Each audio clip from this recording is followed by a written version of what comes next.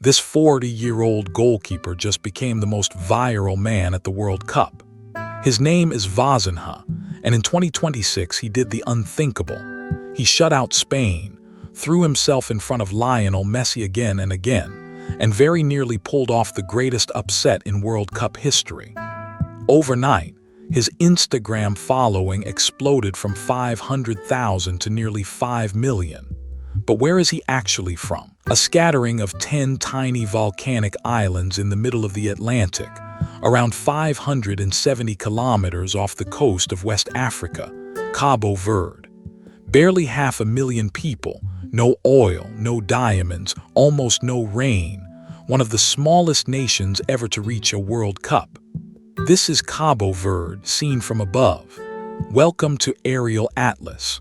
Cabo Verde is an archipelago, 10 main islands and a handful of islets split into two groups, the Barlavento or Windward Islands to the north, and the Sotavento, the Leeward Islands, to the south. Together they cover just over 4,000 square kilometers. Every island is volcanic, and on the island of Fogo, the volcano is still very much alive. Pico do Fogo rises to 2,829 meters, and last erupted within living memory, swallowing entire villages under its lava. Swept by dry trade winds off the Sahara, much of Cabo Verde is arid and rugged, a land of black volcanic rock, deep ravines, and wind-blasted coastlines. Unlike almost anywhere else on Earth, these islands had no original inhabitants. When Portuguese navigators arrived in 1456, Cabo Verde was completely uninhabited, empty volcanic rock in the middle of the ocean. They claimed it for Portugal, and in 1462 founded Ribeira Grande, today called Cidade Velha, which became the very first permanent European city in the tropics. Its position, sitting almost exactly halfway between Europe, Africa, and the Americas, would soon make it one of the most important and most painful places in the entire Atlantic world, because that location turned Cabo Verde into a hub of the transatlantic slave trade. For centuries, Cidade Velha was a holding point where enslaved Africans from the mainland were gathered, traded, and shipped onward to the plantations of the Americas. The town grew rich and powerful on that human cargo. It still holds the oldest colonial church in the world, and a stone pillory standing in its square, where enslaved people were once chained and punished. Today, Cidade Velha is a UNESCO World Heritage Site, preserved not in celebration, but as a place of memory. Cabo Verde remained a Portuguese colony for over 500 years, and they were often brutal centuries.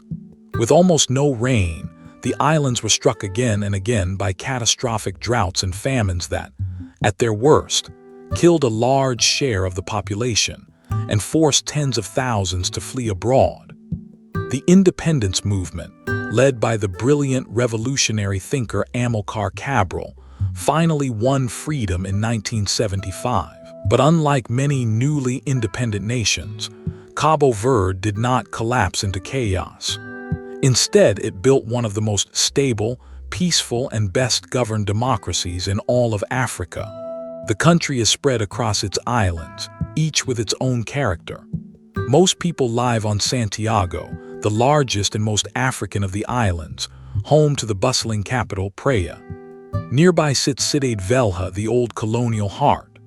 But the cultural soul of the nation beats further north, on the island of São Vicente, and its elegant port city of Mindelo, famous across the Atlantic for its grand carnival, its harbor, and above all, its music.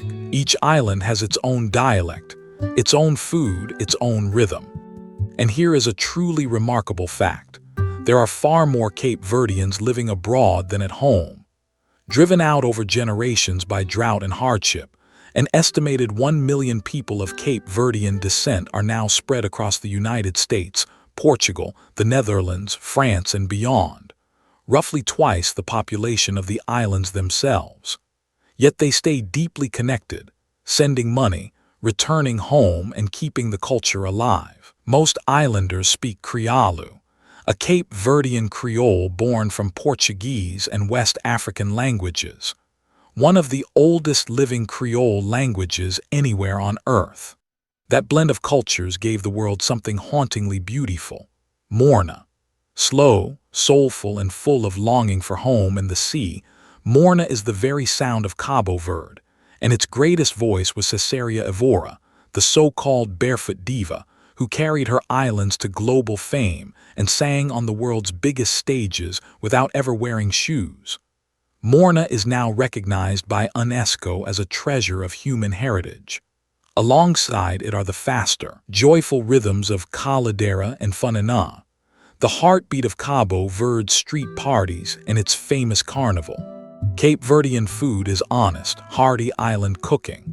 The national dish is cachupa, a slow-cooked stew of corn, beans, cassava, and whatever fish or meat is on hand, simmered for hours, and everyone agrees even better reheated the next morning.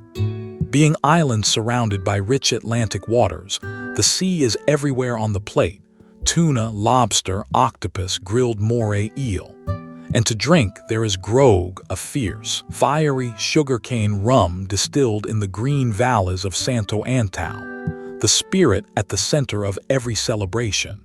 So how does a dry, resource-poor archipelago actually survive? 3 lifelines. First, the ocean. Fishing has fed these islands for centuries, and Cabo Verde's mid-Atlantic position once made it a vital stop for ships and submarine cables crossing the ocean. Second, that vast diaspora, sending money home from around the world, remittances that for years kept whole families afloat. And third, increasingly, tourism. The pale beaches and steady winds of Sal and Boa Vista, 2 flat eastern islands famous for their salt flats and sand, now draw hundreds of thousands of European visitors and power the modern economy. For travelers, Cabo Verde is a place of dramatic contrasts. On Sal and Boa Vista, endless white sand and warm turquoise water, with some of the best windsurfing and kitesurfing conditions on the entire planet. On Fogo, you can hike right up to the rim of a live volcano and sleep in a village built inside its crater. On rugged, mountainous Santo Antão, narrow footpaths cling to cliffs above impossibly green terraced valleys. And every year on dark volcanic beaches, loggerhead turtles haul themselves ashore to nest, making Cabo Verde one of the most important turtle nesting sites in the world. Which brings us finally to football. For a country of 500,000 people, with almost no football infrastructure, qualifying for a World Cup should have been impossible. But Cabo Verde's national team, nicknamed the Blue Sharks, had spent years quietly rising, powered in large part by gifted players drawn from that enormous global diaspora. In the African qualifiers, they held their nerve, topping a tough group that included footballing giants like Cameroon, and booked their place at the 2026 World Cup, their first ever. 10 small islands, 500,000 people, swimming onto the biggest stage in world sport. An uninhabited rock in the middle of the ocean, turned into a nation by colonialism, by the slave trade, by drought, and by a people scattered to every corner of the world, yet bound together across all that distance by music, by language, and by these 10 volcanic islands. That was Cabo Verde from above. If you enjoyed the journey, subscribe. Here on Aerial Atlas, we fly over a new country every day.